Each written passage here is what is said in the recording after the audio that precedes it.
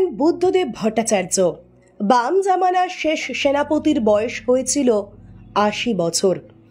পশ্চিমবঙ্গে ৩৪ বছরের বামফ্রন্ট শাসনের দ্বিতীয় এবং শেষ মুখ্যমন্ত্রী বুদ্ধদেব ভট্টাচার্যের জীবনাবসান। মৃত্যুকালে তার বয়স হয়েছিল ৮০ বছর।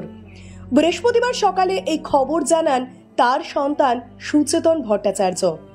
২০০০ থেকে ২০১১ সাল পর্যন্ত টানা ১১টা বছর রাজ্যের মুখ্যমন্ত্রী ছিলেন বুদ্ধদেব ভট্টাচার্য।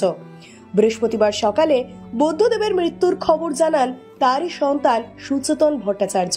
তিনি সংবাদ মাধ্যমকে বলেন, সকালেও বুদ্ধদেব প্রাতরাশ করেছিলেন, তারপরেই তিনি অসুস্থ হয়ে পড়েন। পাম অ্যাভিনিউয়ের বাড়িতেই তিনি প্রয়াত হন। খবর পেয়ে সুচেতন সেখানে পৌঁছেছেন। গত বছরের ৯ আগস্ট হাসপাতাল থেকে বিপন্মুক্ত হয়ে বাড়ি ফিরেছিলেন বুদ্ধদেব। ২৯ জুলাই আশঙ্কাজনক অবস্থায় তাকে ভর্তি করানো হয়েছিল দক্ষিণ কলকাতার আলিপুরের এক বেসরকারি হাসপাতালে। বেশ কয়েকদিন তাকে ভেন্টিলেশন সাপোর্টে রাখেন চিকিৎসকেরা। নিউমোনিয়ায় আক্রান্ত হয়েছিলেন তিনি। ফুসফুস এবং শ্বাসনালীতে মারাত্মক রকমের সংক্রমণ ধরা পড়ে। হাসপাতালে প্রথম কয়েকদিন মূলত আচ্ছন্ন অবস্থাতেই ছিলেন বুদ্ধদেব ভট্টাচার্য, তবে ক্রমশ তিনি চিকিৎসায় সাড়া দেন। ১২ দিনের মাথায় ছেড়ে দেওয়া হয় তাকে। বাড়িতে ফিরিয়েও অবশ্য কঠোর বিধিনিষেধের মধ্যে রাখা হয়েছিল তাকে। দীর্ঘদিন ধরে গুরুতর শ্বাসকষ্টজনিত সমস্যা সিওপিডিতে ভুগছিলেন বুদ্ধদেব। অসুস্থতার কারণে শেষ কয়েক বছর কার্যত গৃহবন্দী ছিলেন। আগেও একাধিকবার হাসপাতালে ভর্তি করাতে হয় তাকে। ২০২০ সালের ডিসেম্বর মাসে প্রবল শ্বাসকষ্ট নিয়ে হাসপাতালে ভর্তি হয়েছিলেন বুদ্ধদেব। সেই সময়ও কয়েকদিন ভেন্টিলেশনে রাখা হয় তাকে। সেখান থেকে বিপন্মুক্ত হয়ে বাড়ি ফেরেন। ২০২১ মে মাসের মাঝামাঝিতে কোভিডে আক্রান্ত হয়েছিলেন। অবস্থার অবনতি হওয়ায় ১৮ মে ভর্তি করানো হয় হাসপাতালে। একই সময়ে কোভিডে আক্রান্ত হয়েছিলেন তার স্ত্রী মীরা ভট্টাচার্য।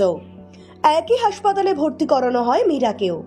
দুজনেই কোভিড নেগেটিভ হয়ে ফেরেন কিছুদিনের মধ্যে। ২০২২ সালের ২৫ জানুয়ারি বুদ্ধদেব সংবাদের শিরোনামে আসেন পদ্মভূষণ প্রত্যাখ্যান করে। কেন্দ্রীয় সরকার তার নাম মনোনীত করলেও তিনি এই সম্মান নিতে অস্বীকার করেন। বুদ্ধদেবের ১১ বছরের শাসনকালের শেষ ৫ বছর বাংলার রাজনীতিতে নানা দিক থেকে এক সরগরম পর্ব। এই রাজনৈতিক উত্তাপের গোটাটাই ছিল তার শিল্পায়ন নীতিকে ঘিরে। যে শিল্পায়নকে বুদ্ধদেব বাজি ধরেছিলেন, সে শিল্পের জন্য জমি অধিগ্রহণের পদ্ধতি বুদ্ধদেবের পায়ের তলার জমি সরিয়ে দিয়েছিল। ২০০৬ সালে ২৩৫ আসনে জিতে ক্ষমতায় ফেরা মুখ্যমন্ত্রীকে ৫ বছর পরই শোচনীয় পরাজয়ের মুখে পড়তে হয়। ২০১১ সালে পশ্চিমবঙ্গে অবসান হয় ৩.৫ বছরের একটানা বাম শাসনের। ব্যুরো রিপোর্ট, আমার বাংলা। আপনি কি অর্থনৈতিক সমস্যায় রয়েছেন? আপনি কি বেকার ঘুরে বেড়াচ্ছেন, চাকরি পাচ্ছেন না? আপনার কি বারবার বিয়ে ঠিক হয়েও ভেঙে যাচ্ছে? রোজগার করছেন কিন্তু অর্থ জলের মতো বেরিয়ে যাচ্ছে। এবার এই সব সমস্যার সমাধান জ্যোতিষ প্রদীপ শাস্ত্রীর কাছে। আন্তর্জাতিক খ্যাতিসম্পন্ন বহু সম্মানে সম্মানিত রত্ন বিশেষজ্ঞ ডক্টরেট শ্রী প্রদীপ শাস্ত্রী, বাকসিদ্ধিপ্রাপ্ত জ্যোতিষী ডক্টরেট শ্রী প্রদীপ শাস্ত্রী।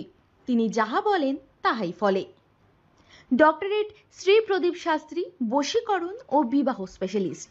ব্যর্থ প্রেম, বিয়েতে বাধা, ভৌতিক উপদ্রব, ব্যবসাতে বাধা, পারিবারিক সমস্যায় জেরবার, সব সমস্যার সমাধান একমাত্র ডক্টরেট শ্রী প্রদীপ শাস্ত্রীর কাছেই।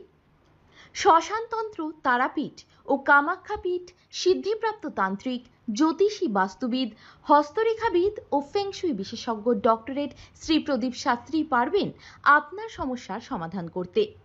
জন্মছক বিচার ও জটক বিচার করে সঠিক রত্ন রুদ্রাক্ষ কবচ দ্বারা গ্রহপীড়া দমন করেন ডক্টরেট শ্রী প্রদীপ শাস্ত্রী। ডক্টরেট শ্রী প্রদীপ শাস্ত্রী তারাপীঠ মহাশ্মশানের চিতার ওপর মহাহোমের মাধ্যমে ভৌতিক উপদ্রব, শত্রু বাধা, তীব্র বশীকরণ, বিচ্ছেদ, ব্যবসায় উন্নতি সহ সমস্ত প্রকার জটিল সমস্যার স্থায়ী প্রতিকার করেন। তাই আর দেরি নয়, এখনই ফোন করুন ডক্টরেট শ্রী প্রদীপ শাস্ত্রীকে। Phone number 8777249107। Doctorate Shri Pradip শাস্ত্রীর চেম্বার, হাতিয়ারা, বাগুইয়াটি, বর্ধমান, দক্ষিণেশ্বর, কোচবিহার, শিলিগুড়ি, আসাম ও Tripura. This channel does not promote any violent, harmful, or illegal activities. All content provided by this channel is meant for an educational purpose only.